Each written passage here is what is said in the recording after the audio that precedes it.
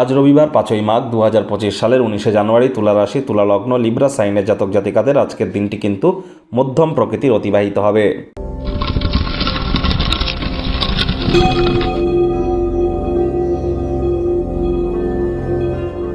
ভিডিওটির শুরুতেই স্ক্রিনে আপনারা দেখতে পাচ্ছেন সূর্যদেবের প্রণাম মন্ত্র।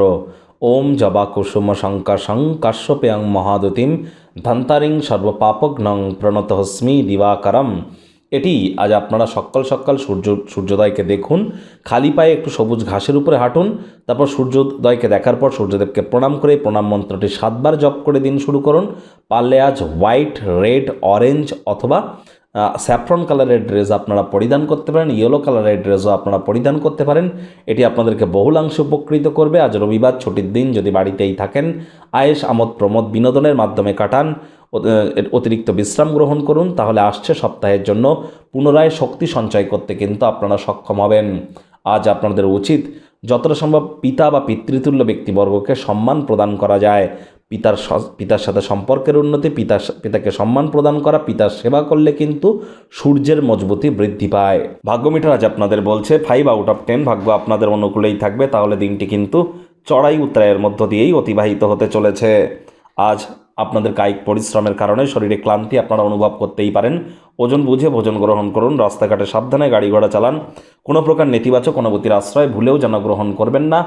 হতাশার মনোভাব আপনার হাতের নাগালে যেন আসতে দেবেন না, তাহলে কিন্তু আপনার নিজের মানসিক বিব্রত হওয়ার পরিমাণ বা পরিধি আরও কিন্তু বৃদ্ধি পেতে পারে। অর্থগত ব্যাপারে আয় ইনকাম বাড়বে। দীর্ঘদিন আগে যদি কোনো স্থানে অর্থ বিনিয়োগ করে থাকেন, তার ফলস্বরূপ আর্থিকভাবে আপনারা লাভান্বিত হতে চলেছেন। নতুন উদ্যোগ পরিকল্পনার পাশাপাশি নতুন নির্মাণ কার্যের শুরুয়াতও আজ করা যেতেই পারে। চাকরিজীবী যারা আছেন তাদের অফিসের পরিবেশ এক প্রকার বেশ, বস কলিগদের সাথে ভাব ভালোবাসা বাড়বে, কর্মে গতি অনুভব করবেন। নিজের মেধা, দক্ষতা, ট্যালেন্টের দৌলতে প্রশংসার পাত্রপাত্রীও আপনারা হতেই পারেন। রাজনীতিবিদ যারা আছেন জনসংযোগ বৃদ্ধি করুন, সমাজে পপুলারিটিও আপনাদের ইনক্রিজ করবে। শিক্ষার্থী বিদ্যার্থীদের পড়াশোনায় মনোযোগ আরও বৃদ্ধি করতে হবে। উচ্চশিক্ষার জন্য যারা বিদেশ যাত্রার কথা ভাবছিলেন, ভাগ্যদেবী কিন্তু আজ আপনাদের পক্ষে নেই। সন্ততি থেকে থাকলে তাদের দিকে কঠোর সজাগ দৃষ্টি বজায় রাখুন। হাউস ওয়াইফ যারা আছেন দিনের শুরুটা তাড়াতাড়ি করুন। প্রেমিক প্রেমিকা, স্বামী স্ত্রী উভয়ের ক্ষেত্রেই বলবো রূঢ় বাক্যের প্রয়োগ, অশ্লীল ব্যবহার যেন করবেন না। তৃতীয় কোনো ব্যক্তিকে ভুলেও সম্পর্কের মধ্যে প্রবেশ করতে দেবেন না। সম্পর্কের দুর্বলতা কিন্তু আরও বেড়ে যেতে পারে। শত্রুপক্ষ বিরোধী পক্ষ একটু হলেও শক্তিশালী থাকছে।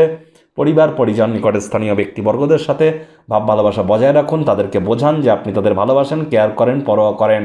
আবারও বলছি, শব্দ চয়নের দিকে আপনাদেরকে কিন্তু অতিরিক্ত নজর প্রদান করতে হবে।